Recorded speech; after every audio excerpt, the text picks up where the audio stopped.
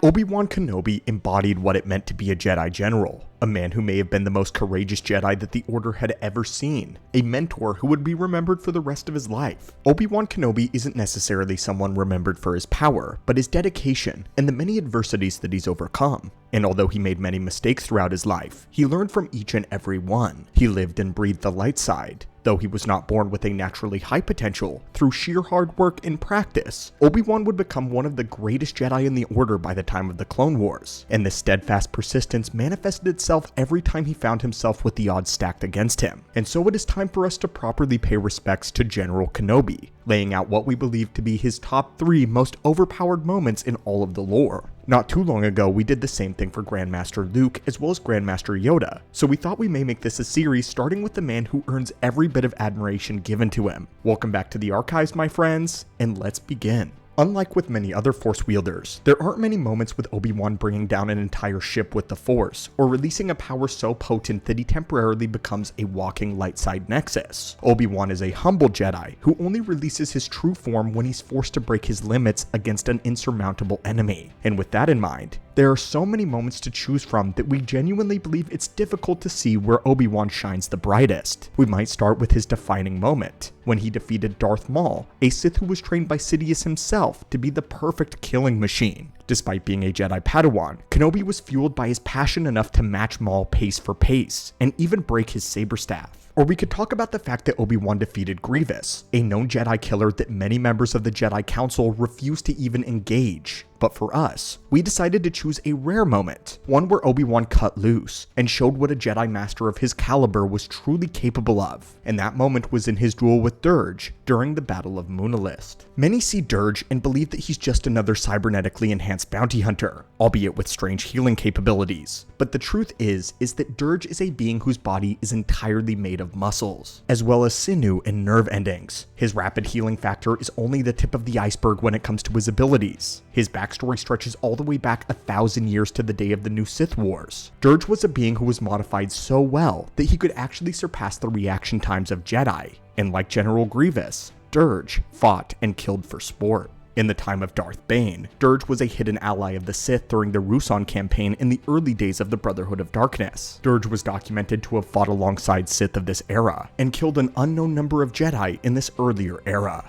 When the Sith were defeated though, Durge simply went underground and laid low until the Clone Wars began. He then offered his services to Dooku, and went back to his Jedi brutalizing ways. But in the Battle of Moonalist, Durge would find the one Jedi that he could not overcome. The duel began when the bounty hunter dismounted a Kenobi from his speeder. Obi-Wan then thrust his saber straight into Durge's chest, only to realize that his victory would not be as simple against this opponent. Durge delivers several nasty punches with strength that has been previously shown to drop even the bulkiest of Jedi, and to dent Durasteel. Despite that, Obi-Wan is able to recover well enough to showcase his hidden talent in Terminus. From his gauntlet, he shoots a plethora of poisonous spikes at the Jedi, which Kenobi then deflects using the Force. He does the exact same thing with Durge's flamethrower, pushing the fire apart before crushing the flamethrower with the Force. At this point, the bounty hunter takes out his chain flail and whips it around towards his enemy. But Obi-Wan is able to pull his lightsaber out of Durge's chest and back into his hand, slicing the flail's chain before it ever reached him.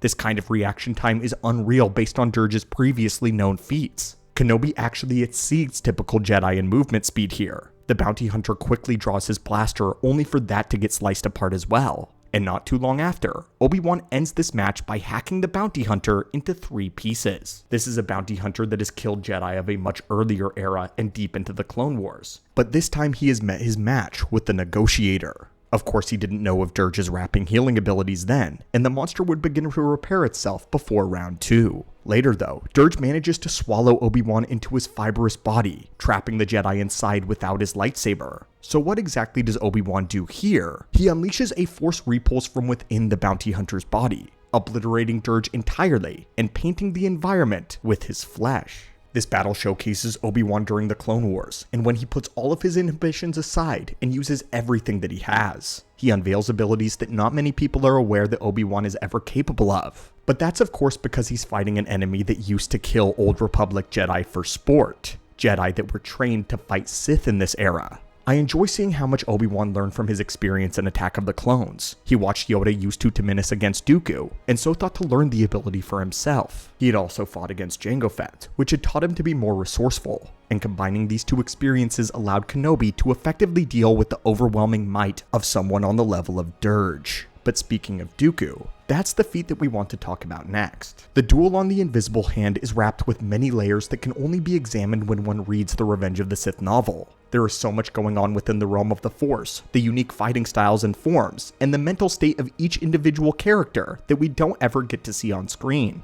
We've talked about it before, but Obi-Wan actually terrified Dooku during this final duel. The book describes how Anakin and Obi-Wan would fake their styles when they first began the duel. They used their old forms that they had on Geonosis, Anakin using Shien and Obi-Wan utilizing Ataru, and then they pretended to bumble around to get in each other's way. This ended up lowering Dooku's defenses to the point where he thought the duel was just a joke, that he was so far above them. But all of a sudden, the two Jedi switched it up. They waited for the right moment to reveal that they were faking and had become absolute masters of completely different styles. And this is the moment that made Darth Tyrannus fear for his life. But concerning Obi-Wan, this is what the novel says. Dooku threw himself spinning up and away from the two Jedi to land on the situation table, disengaging for a moment to recover his composure that had been entirely too close. But by the time his boots touched down, Obi-Wan was there to meet him. Blade weaving through a defensive velocity so bewildering, so fast, that Dooku dared not even attempt the strike. He threw a feint towards Kenobi's face, then dropped and spun in a reverse ankle sweep. But not only did Kenobi easily overleap this attack, Dooku nearly lost his own foot to a slash from Skywalker, who had again come out of nowhere and now carved through the table so that it had collapsed in under the weight of Dooku and dumped the Sith Lord unceremoniously to the floor. This was not a part of the plan. Dooku drove a series of flashing thrusts towards Kenobi's legs to draw the Jedi into a flipping overhead leap so that Dooku could burn through his spine from kidneys to shoulder blades. And the image, this plan, this was so clear in Dooku's mind that he almost failed to notice that Obi-Wan met every single one of his thrusts without so much as moving his feet, staying perfectly centered, perfectly balanced, blade never moving a millimeter more than it was necessary, deflecting without effort, riposting with flickering strikes, and stabbed swifter than the tongue of a Garolian ghost viper. And when Dooku felt Skywalker regain his feet, and the Jedi stride once more towards his back, he finally registered the source of that blinding defensive velocity that Kenobi had used just a moment ago. And only then, belatedly, did Dooku understand that Kenobi's Ataru and Shi-Cho had been ploys as well. Kenobi had become a master of Sarisu. On this channel, we've cemented ourselves as somewhat of Dooku apologists. Time and time again, we've spoken of how unparalleled he is at the lightsaber blade. Dooku may be comparable to the ancient Sith in terms of his skill and form too, and he's proven just how refined his blade work has become. Approaching the height of his power, he was able to stalemate even Grandmaster Yoda in a duel. This is not a feat to be ignored or underplayed. Yes, there were factors such as him trying to escape, but even forcing Yoda to a standstill is impressive enough. While it was stated in the novel that Dooku was declining by this point in Revenge of the Sith, and by this time in the war, stating that he was feeling every single year of his old age, Tyrannus was also still a Sith Lord, and one of the best duelists of his generation. He still regularly bested anyone who stepped up to him, including Grievous, even in his older, weaker form. There are maybe only 3 people in the entire galaxy who can reliably best Dooku: Yoda, a dark side Anakin, and Darth Sidious. And a strong argument to be made for Mace Windu, but that's a topic of debate for another day. But bold statements aside, it's simply the fact that Obi-Wan was able to bewilder him with the lightsaber and his own movements of Sarisu. Bewildered Dooku places this easily as one of Obi-Wan's most OP moments. Mace Windu acknowledged him as not a master of Sarisu, but called him the master of Sarisu, the Jedi who finally perfected the all-defensive form. But that is now corroborated by one of the greatest duelists to have ever lived, who found himself in awe of Obi-Wan's whirling blade. But with all of that said, there's only one moment that truly displays how much disciplined power Obi-Wan was hiding, and that moment was on Mustafar when he telekinetically stalemated Lord Vader. Understand that within the Star Wars fandom, Nightfall Vader is generally considered to be Anakin Skywalker at his most powerful. It's the closest we ever get to see him reaching his true power in the dark side.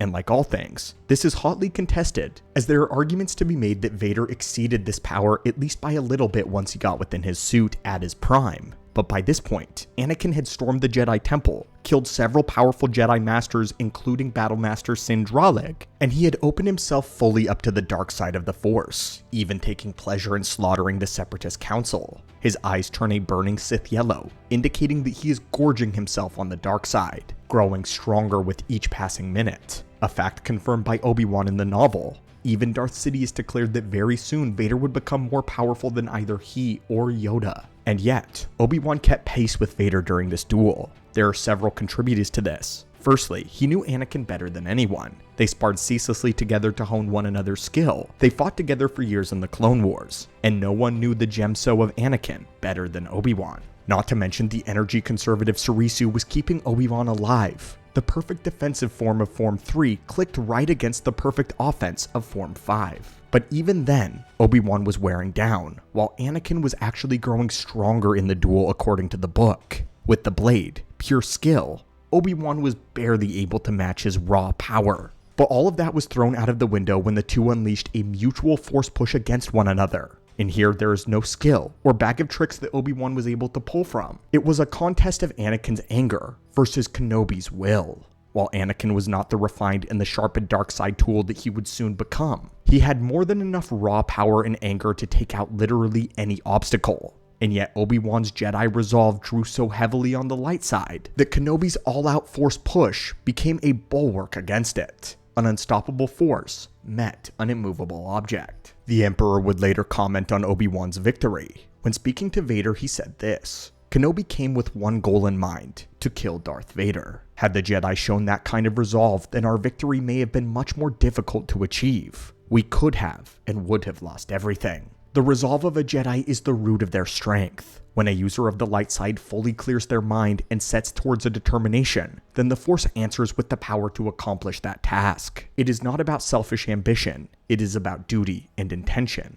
There was no one who had that mindset better than Obi-Wan Kenobi did. He was as resolute as Yoda was wise, and he was just as courageous as Sidious was evil. All of that drew heavily upon the light side and flowed through him like a rushing current of water. And it even stalemated the power of a dark chosen one who had given into his raw strength. It is not that Obi-Wan Kenobi matches Anakin Skywalker in this moment, but Obi-Wan has become a pure conduit of the light side of the Force, and the light side answers the Jedi's call. And my friends, if that's not completely OP, I don't know what is. Acolytes. These were three of Kenobi's most overpowered moments in all of the lore. I definitely enjoy doing this analysis because Obi-Wan's strength is of a different kind. He carries a humble and a quiet power that shows itself when it matters the most. This is an aspect that Luke emulates, and perhaps is the best feature that a Jedi can have. But what do you think, guys? Do you take issue with any of the moments that we laid out before you here in this video? Or do you believe that Obi-Wan showcases power somewhere else that should be on this list?